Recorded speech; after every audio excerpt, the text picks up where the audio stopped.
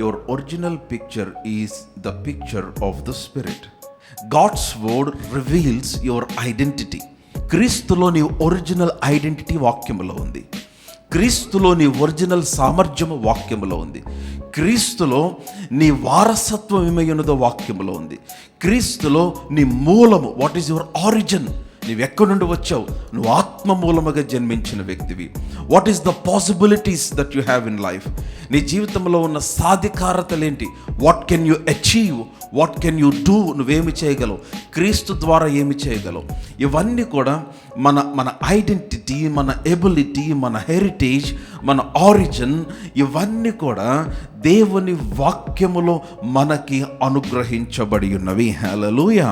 మనుషులు అంగీకరించకపోయినా, మీ పరిస్థితులు అంగీకరించకపోయినా, మీ మనస్సు దానితో ఏకీభవించకపోయినా, మీరు గ్రహించాల్సిన విషయం ఏంటంటే, వాక్యములో రక్షించబడిన వ్యక్తి ఏమి చేయగలడు, ఏమై ఉన్నాడు, అతని ద్వారా ఏమి సాధ్యము, ఇవన్నీ కనబడినప్పుడు అదే మీ ఒరిజినల్ పిక్చర్ అని మీరు గ్రహించాలి.